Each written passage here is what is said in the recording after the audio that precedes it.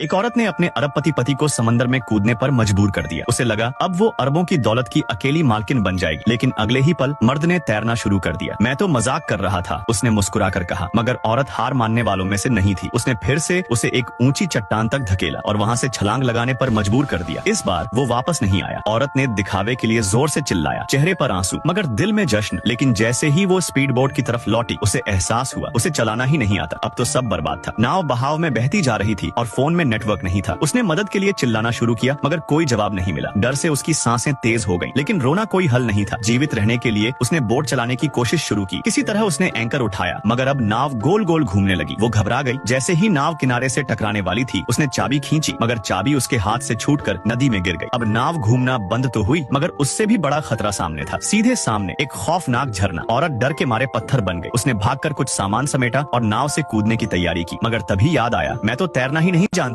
तभी उसे नजर आया एक लाइफ प्रिजर्वर, मगर जब तक वो पहुंचती वो उससे दूर जा चुका था, क्योंकि औरतें ऐसे नहीं इस्तेमाल करती लाइफ सेवर। नाव अब झरने के किनारे पहुंच चुकी थी। औरत कैबिन में छुपकर बस दुआ कर रही थी। किस्मत से झरना उतना ऊंचा नहीं था। वो किनारे पर बहकर पहुंच गई। पहली चीज जो उसने निकाली, मोबाइल फोन, मगर अभी भी कोई सिग्नल नहीं। अब और इंतजार नहीं कर सकती थी। उसने तय किया, मैं अब अपनी राह खुद बनाऊंगी। सबसे पहले उसने मेकअप किया, फिर एक लाल ड्रेस पहनी। लेकिन जैसे ही कुछ कदम चली, जमीन पर जानवरों के पंजों के निशान दिखे। जब उसने ध्यान से देखा, एक भालू पानी पी रहा था और वो उसे देख चुका था। औरत ने भागने की कोशिश की, मगर हील्स पहन रखी थी, गिर पड़ी। घबराकर उसने अपनी हील्स उतारकर भालू की तरफ फेंकी, मगर जो किसी को अंदाजा नहीं था, भालू को उसके पैरों की खुशबू भा गई और औरत की जान बच गई। कम से